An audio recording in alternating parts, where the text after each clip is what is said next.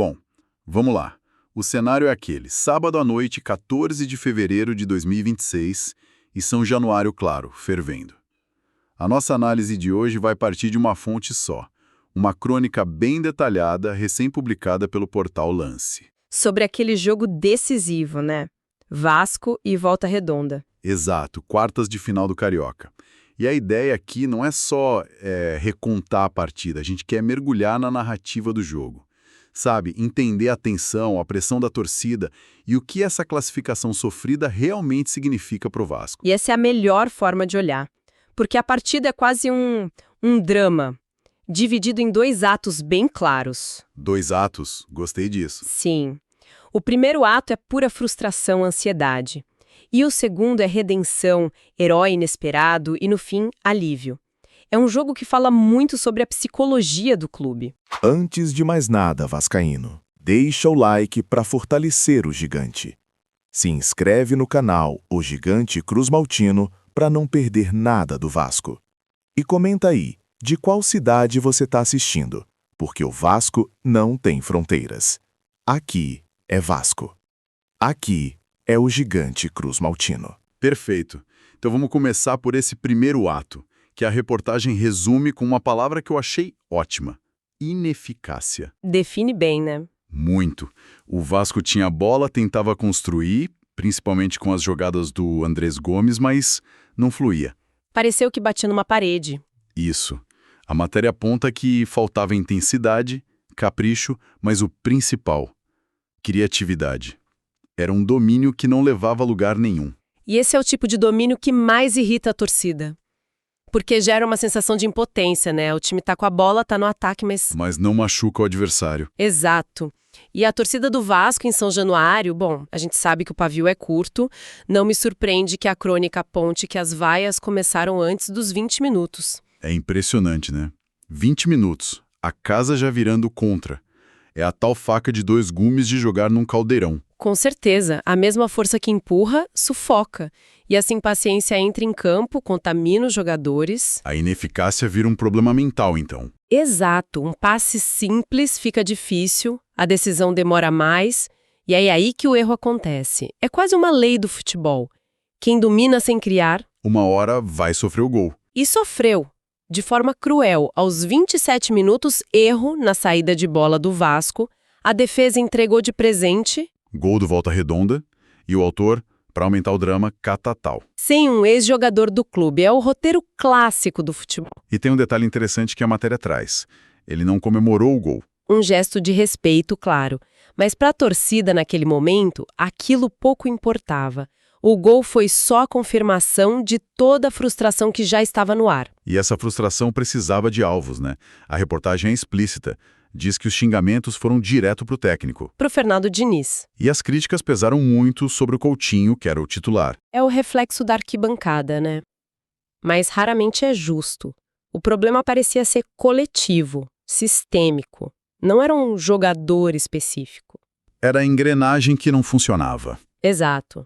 Mas para o torcedor é sempre mais fácil apontar o dedo para o maestro, o Diniz, ou para o solista que não está brilhando no dia. Então, o time sai para o intervalo perdendo de 1-0, em casa, vaiado.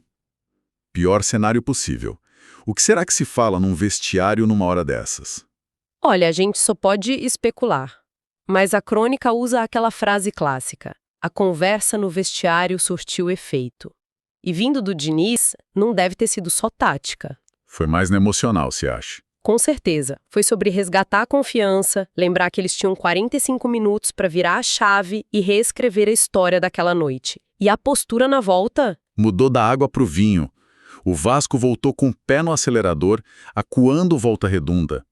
Mas a solução não estava em campo. Estava no banco. E é aí que a mágica do futebol acontece. O Diniz chama o atacante argentino recém-contratado, Spinelli. Um jogador que a torcida mal conhecia, estreando na maior fogueira possível. Era uma aposta de altíssimo risco. Espera aí. A matéria fala que ele marcou o gol de empate no primeiro toque na bola. É isso mesmo? É isso mesmo. Roteiro de cinema. Cruzamento do Cuesta na área e o Spinelli, no seu primeiro ato com a camisa do Vasco, cabeça pro fundo do gol. Que loucura! Não dá para escrever um roteiro melhor. Não dá, é o herói instantâneo. Em um lance, ele justifica a contratação, valida a aposta do técnico e transforma as vaias em euforia pura. É um gol que vale muito mais que um empate. E o time sentiu isso. Não se contentou. A matéria diz que o Vasco seguiu com o pé no acelerador. Foi chance atrás de chance. Mas aquela falta de capricho do primeiro tempo voltou, né? A bola teimava em não entrar. Sim, e isso aumenta o drama. Você empata, traz a torcida para o seu lado, a energia de São Januário vira a seu favor, mas o gol da virada não sai. O relógio vira um inimigo, cada chance perdida aumenta a ansiedade, até que nos acréscimos o Andrés Gomes, que foi muito persistente o jogo todo, Acertou um chutaço, eu lembro desse lance, parecia o gol da classificação. mas o goleiro do Volta Redonda fez uma defesa espetacular. E aí, apito final, a decisão ia para os pênaltis. Depois de todo aquele sofrimento, a vaga seria decidida na marca da cal. É o teste final para os nervos. E aqui a história tem a sua virada mais fascinante. Um time que foi ineficaz e sem capricho por 90 minutos. Se mostrou absolutamente impecável na hora de maior pressão. Exatamente. Os números da reportagem são claros. 5-3 para o Vasco. Aproveitamento de 100%. Rojas, Tietê, o próprio Spinelli, David e o Puma Rodrigues. Todos bateram com uma confiança que parecia não existir com a bola rolando. É um contraste impressionante. É curioso, né? O que isso diz sobre o time? Olha, pode dizer duas coisas. Ou o time tem uma resiliência mental absurda que só aparece no tudo ou nada, o que é bom para mata-mata. E a outra possibilidade? A outra, que é mais preocupante, é que o problema seja tático. Nos pênaltis não tem sistema. É o indivíduo, a técnica e a frieza. E nisso eles foram perfeitos. Essa é uma ótima leitura. Coloca o foco de novo no que acontece nos 90 minutos. Se os jogadores têm essa capacidade, por que dificuldade antes? É a pergunta de $1 milhão. Enquanto o Vasco foi cirúrgico, o Volta Redonda sentiu o peso. O primeiro batedor deles, o Marquinhos, Perdeu. desperdiçou. E errar o primeiro pênalti é um golpe psicológico imenso.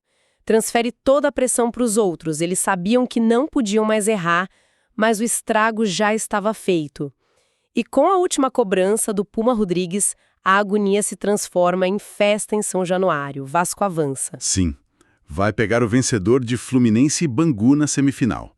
Mas a história que fica é muito maior que esse resultado. Com certeza, a crônica do lance nos permitiu analisar essa jornada do time na mesma noite. Foi da desconfiança total à redenção. Eles pareceram frágeis, sem ideias, foram engolidos pela pressão. E depois encontraram salvação num estreante e mostraram uma força mental nos pênaltis que contradiz tudo que a gente viu antes.